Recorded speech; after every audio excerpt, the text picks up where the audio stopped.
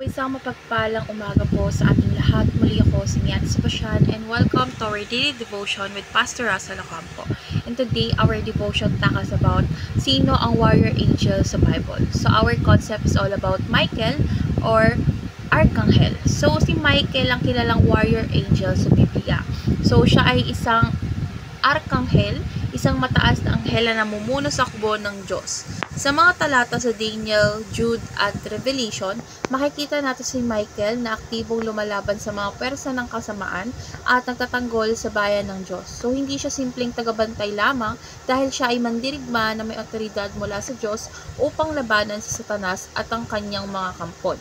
So ang kanyang presensya ay paalala na totoo ang espiritual na digmaan at ang Diyos ay may inilaan na mga makapangyarihang nilalang upang maprotektahan ang kanyang layunin at ang kanyang mga anak.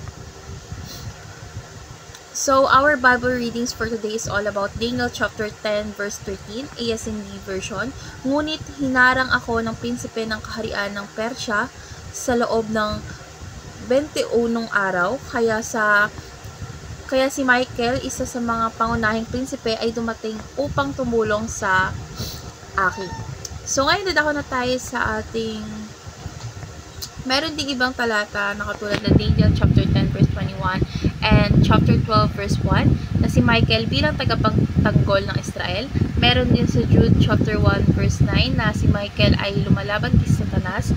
At sa Revelation chapter 12 verse 7 to 9, si Michael at ang mga anghel ay lumaban sa dragon, which is si Satanas. So, marami pang ibang Bible verse na patungkol sa kanya. So, ngayon dadako na tayo sa ating teaching. So, yung first teaching is Arkanghel Michael is assigned to special missions.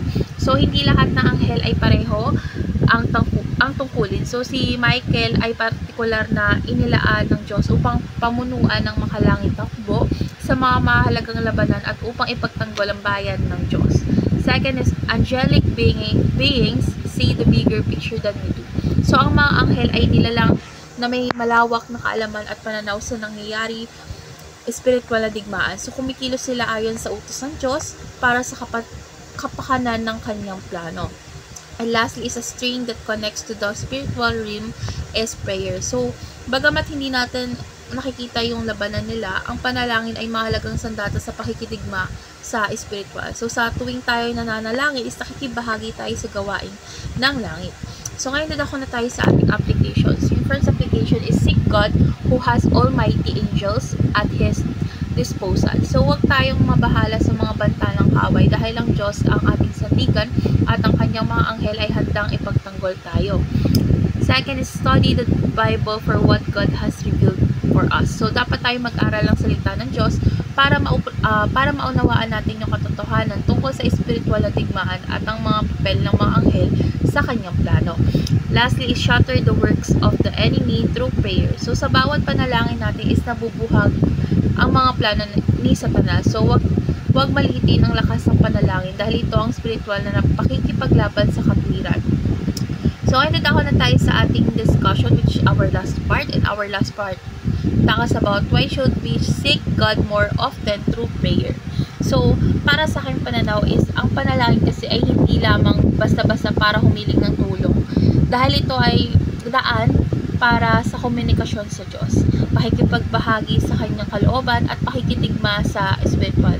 So, kapag tayo ay nananalangin is nakikipagtulungan tayo sa Diyos na labanan para sa katotohanan, sa kaligtasan ng iba at tagumpay ng kanyang kaharian. So, mas madalas tayong lumalapit sa Kanya is mas nagiging matatag ang ating spiritual na posisyon. So, dahil nasa panalangin ng kapangyarihang makalangit. So, let's pray po. Lord God, maraming salamat po sa mga anghel na iyong inatasan upang kami ay bantayan at ipaglaban. Lord God, salamat sa halimbawa ni Michael na tapat sa tungkulin bilang mandirigma ng langit. Lord God, tulungan mo po kaming lumaban din sa aming pananampalataya, hindi sa sarili naming lakas, kundi sa panalangin at tiwala sa iyo. Lord God, naway maging matatag kami sa gitna ng mga pagsubok at laging manalig na ikaw ang tunay na tagapagtanggol. Sa pangalan ni Jesus, Amen.